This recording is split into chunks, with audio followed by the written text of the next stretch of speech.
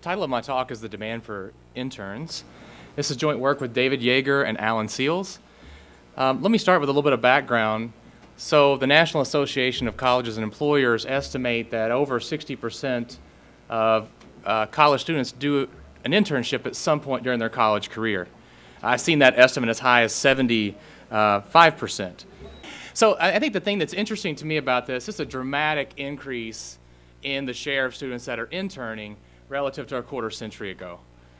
And as was asked a moment ago, the gentleman over here, why is there so little research? We don't really know much about these internships. We have all these students doing them, and we just don't know that much about it. I've been a part of a couple studies that look at what I would call between-firm effects of internships. So where you intern at firm A and you apply for jobs at firm B, C, D, E, F, G, and we find that it raises employment prospects. And this is through randomized field experiments, so we can say a little bit more about that. It appears to be causal effects. We sort of know that within firms there's a lot of matching going on. When you intern at firm A, you have a really high probability of actually getting a job at firm A. So the other part of this is, what are firms doing with this? And maybe I should add low-cost labor based on Carrie's research to the list, but recruiting, and I think firms should value these internships more as a recruiting tool, especially as labor markets tighten, right? When unemployment goes down, it's harder to find workers. It seems that internships offer a unique opportunity to recruit, maybe train, screen, and also there's some evidence that internship programs improve retention rates.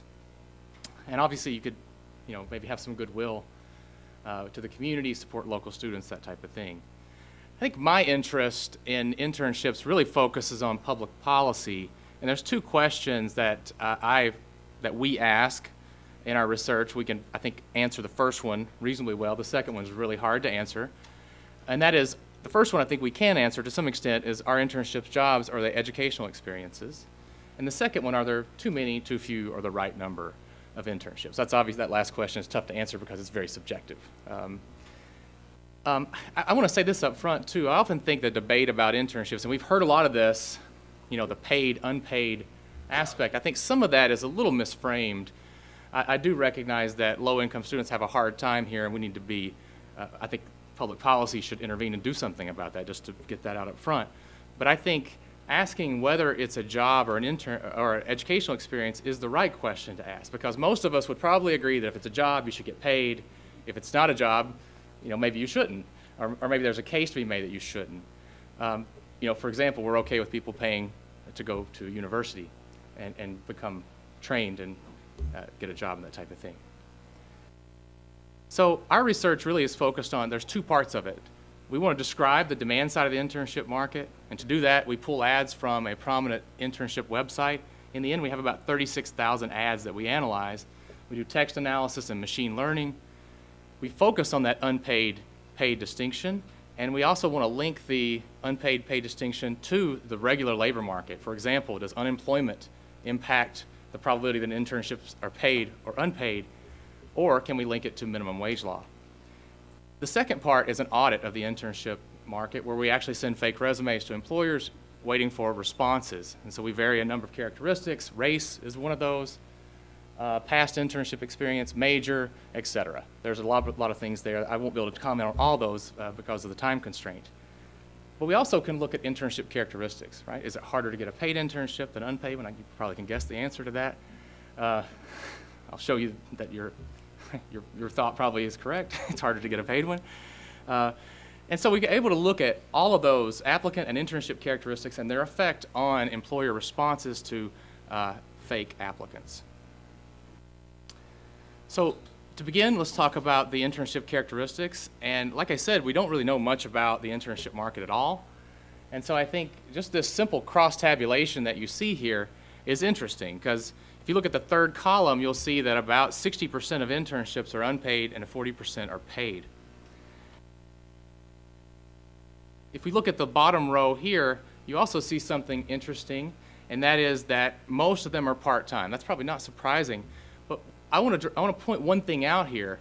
If you look at a sample of college graduates, say between the ages of 24 and 28, say from the American Community Survey, you'll find that about 90% of them, and this is even during the Great Recession, are employed full-time. So that's your first hint that these things are maybe different, okay? That internships may be just fundamentally different than a job. So one of the things that we want to do with the ad text is use a proprietary machine learning algorithm that was funded by the Department of Labor to classify internships into occupation categories, and in particular, detailed occupation categories. A really important thing that we get from this machine learning algorithm is what's called a match score. That match score tells us how similar the ad is to the characteristics of a detailed occupation category. So we treat this as a proxy for how job-like an internship is. So a high score means it matches closely, that's more like a job.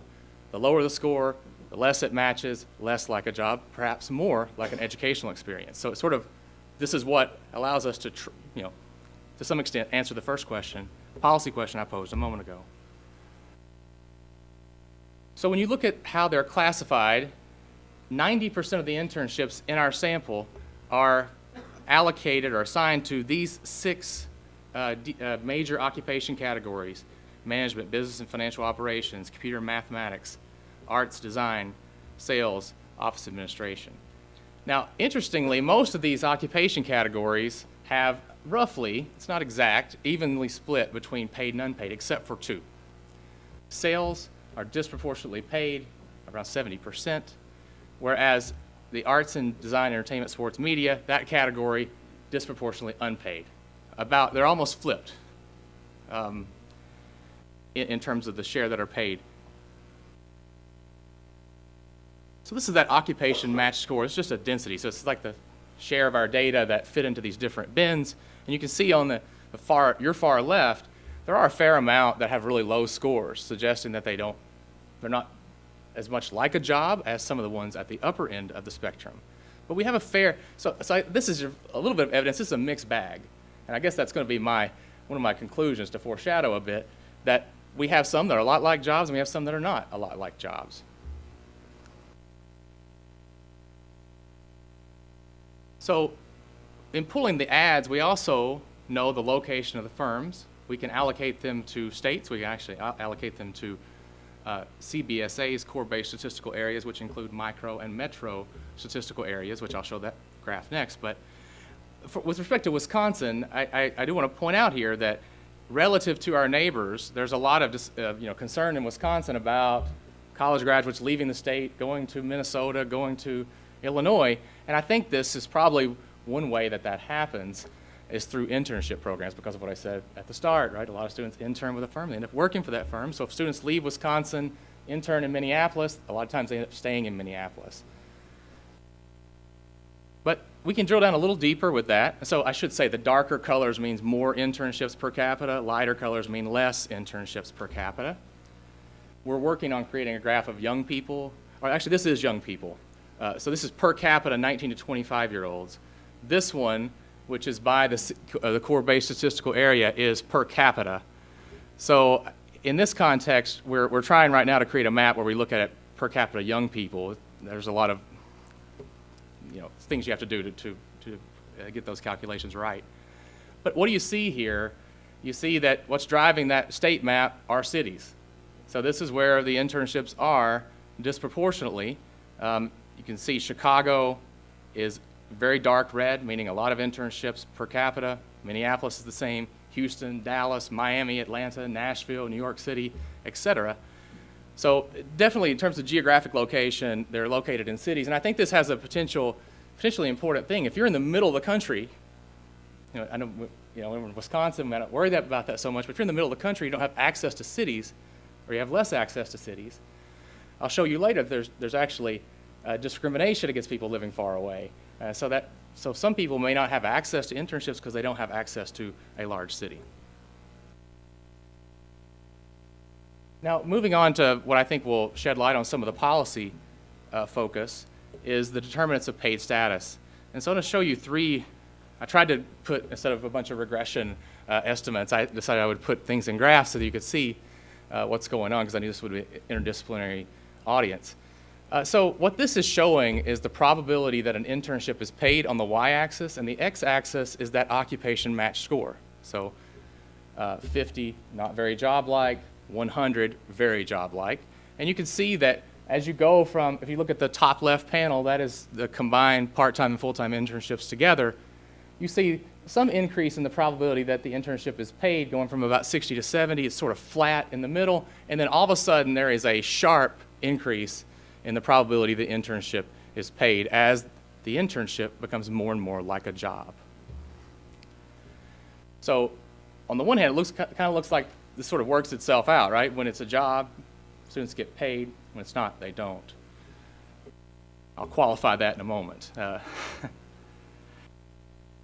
I do want to point one other thing out, too, about this, in particular the far right graph. You see that this overall, does this have a pointer? Anyway, if you see the main graph, right, the first one in the top left, you see a pretty sharp uptick around 90. If you look at the bottom right below it, the full-time, that uptick is a lot lower. That the slope of that line is shallower than the slope of the line on the far right, which is part-time. And so, as I said before, jobs, right, tend to be full-time for college graduates. And so I think the graph on the far right really is strongly supporting of it. If it's more like a job, you get paid, because these are part-time internships, which are not like jobs. And then when you become more specific to a detailed occupation, the probability the internship is paid goes way up. So the next thing I want to show is the link between paid status and labor market conditions.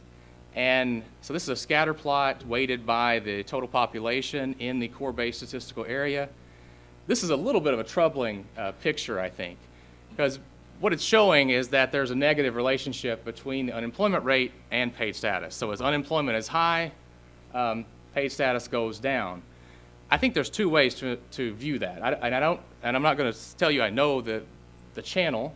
One is firms are taking advantage of students and not paying them when they can, when the labor market's bad.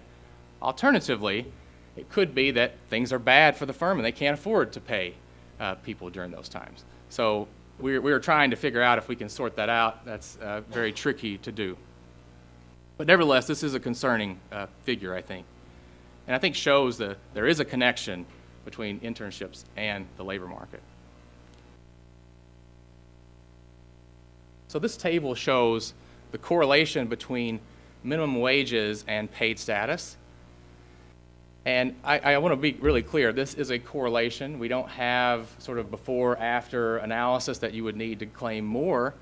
But what it shows is that when there are states that have minimum wages that are above the federal level, the probability that internships are paid is lower.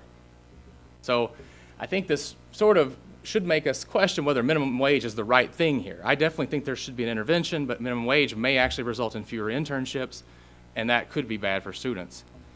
I also want to point out, if you look at the bottom row, there are states like California, New York, and Seattle, although Seattle I think has suspended their minimum wage increases due to some unemployment problems that have resulted, that states that are committed to raising their minimum wage, actually the probability that the internships are paid are even lower in those states that have that commitment.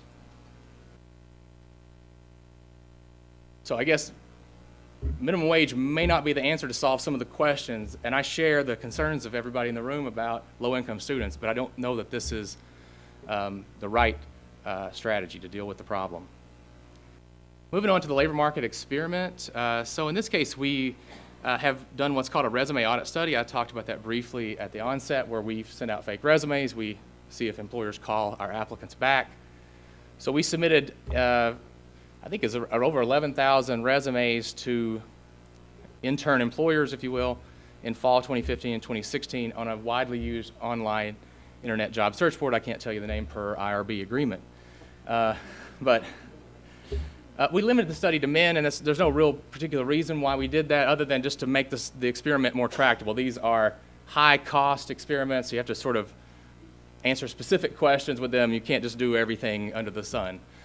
So we made that decision. We put in 4 racially distinct names. 2 of them are white, 2 of them are black.